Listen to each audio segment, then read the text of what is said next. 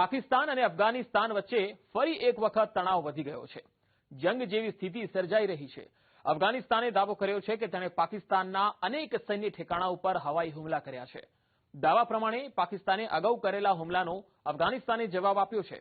પાકિસ્તાને ઓપરેશન ગઝબ લીલ હક શરૂ કરવાની વાત કહી છે અને સરહદ પર ટક્કર વધી ગઈ છે. વધતા તણાવ વચ્ચે ઈરાને બંને દેશો વચ્ચે મધ્યસ્થીની ભલામણ કરી દીધી છે. પાકિસ્તાન અને અફઘાનિસ્તાન વચ્ચેની સ્થિતિ યુદ્ધ જેવી બની રહી છે. અફઘાનિસ્તાનના રક્ષા મંત્રાલયે દાવો કર્યો કે તેણે પાકિસ્તાનની અંદર અનેક સૈન્ય ઠેકાણા ઉપર હવાઈ હુમલા કર્યા છે.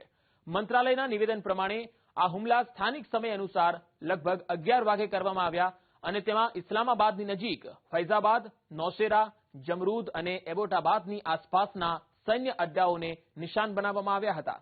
અફઘાન રક્ષા મંત્રાલયે કહ્યું કે આ કાર્યવાહી પાકિસ્તાન તરફથી કાબુલ, કંધાર અને પક્તિયામાં કરવામાં આવેલા હવાઈ હુમલાઓના જવાબમાં કરવામાં આવી છે. નિવેદનમાં દાવો કરવામાં આવ્યો કે મહત્વના સૈન્ય ઠેકાણાઓ અને સુવિધાઓને નિશાન બનાવવામાં આવ્યા અને ઓપરેશન સફળ રહ્યું. જો કે પાકિસ્તાન તરફથી આ દાવાઓને સ્વતંત્ર પુષ્ટિ કરવામાં નથી આવી. પાકિસ્તાની મીડિયા અનુસાર પાકિસ્તાને અફઘાન તાલિબાન વિરુદ્ધ ઓપરેશન ગઝબ લીલ હક શરૂ કર્યું છે. પાકિસ્તાનનો આરોપ છે કે ખૈબર પખ્તુનવા, ચિત્રાલ, ખૈબર, મોહમ્મદ કુરમ અને બાજોર સેક્ટરમાં અફઘાન પક્ષે વગર કારણે ફાયરિંગ કર્યું. ત્યારબાદ જવાબી કાર્યવાહી કરવામાં આવી. બંને દેશોની સેનાઓ વચ્ચે સરહદ પર અનેક વિસ્તારોમાં ઘર્ષણના અહેવાલો છે.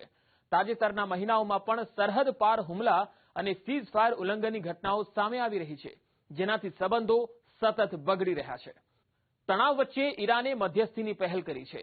ઈરાનના વિદેશ મંત્રી સૈયદ અબ્બાસ અરાઘચીએ રમજાનના મહિનાનો હવાલો આપીને બંને દેશોને વાતચીત દ્વારા વિવાદ ઉકેલવાની અપીલ કરી છે. તેમણે કહ્યું છે કે અફઘાનિસ્તાન અને પાકિસ્તાને સારા પડોશીની જેમ પોતાના મતભેદો દૂર કરવા જોઈએ અને ઈરાન વાતચીતને સરળ બનાવવા માટે દરેક શક્ય મદદ આપવા તૈયાર છે. સંયુક્ત રાષ્ટ્રના મહાસચિવ એન્ટોનિયો ગુટરેસે પણ સરહદ પાર સંઘર્ષ અંગે ચિંતા વ્યક્ત કરી છે. તેમના પ્રવક્તા સ્ટીફન દુજારિકે જણાવ્યું કે મહાસચિવ સ્થિતિ પર નજર રાખી રહ્યા છે અને બંને દેશોને આંતરરાષ્ટ્રીય કાયદા અનુસાર નાગરિકોની સુરક્ષા સુનિશ્ચિત કરવાની પણ અપીલ કરી રહ્યા છે. પાકિસ્તાન લાંબા સમયથી અફઘાનિસ્તાન પર આરોપ લગાવતું રહ્યું છે કે તેની ધરતી પરથી પાકિસ્તાન વિરોધી આતંકી સંગઠનો સક્રિય છે. તે જ સમયે અફઘાન પક્ષ પાકિસ્તાન પર પોતાની સાર્વભૌમત્વનું ઉલ્લંઘન કરવા અને સરહદ પાર હુમલા કરવાનો આરોપ લગાવે છે. આ તરફ પાકિસ્તાને શુક્રવારે સવારે અફઘાનિસ્તાનની રાજધાની કાબુલ, કંદહાર અને પક્તિયા પર હવાઈ હુમલાઓ કર્યા બાદ અફઘાનિસ્તાન સામે ખુલ્લું યુદ્ધ જાહેર કરી દીધું હોય એવું લાગી રહ્યું છે. આ હુમલાઓ ગુરુવારે મોડી રાત્રે સરહદ પારથી અફઘાનિસ્તાન દ્વારા કરાયેલા હુમલાઓના જવાબમાં કરવામાં આવ્યા હોવાનું જણાવાયું છે. અફઘાનિસ્તાનનો દાવો છે કે તેણે 1 ડઝનથી વધુ પાકિસ્તાની સેનાની ચેકપોસ્ટો કબજે કરી છે અને 55 પાકિસ્તાની સૈનિકોને મારી નાખ્યા છે. શુક્રવારે સવારે ધડાકાઓથી કાબુલ ધ્રુજી ઉઠ્યું. જો કે હુમલામાં થયેલી સંભવિત જાનહાનિ અંગે તાત્કાલિક કોઈ માહિતી મળી નથી.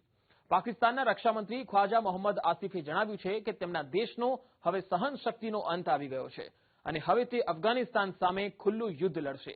2600 કિલોમીટરથી વધુ લાંબી પાકિસ્તાન અફઘાનિસ્તાન સરહદ પર છેલ્લા ઘણા મહિનાઓથી તણાવભરી સ્થિતિ છે.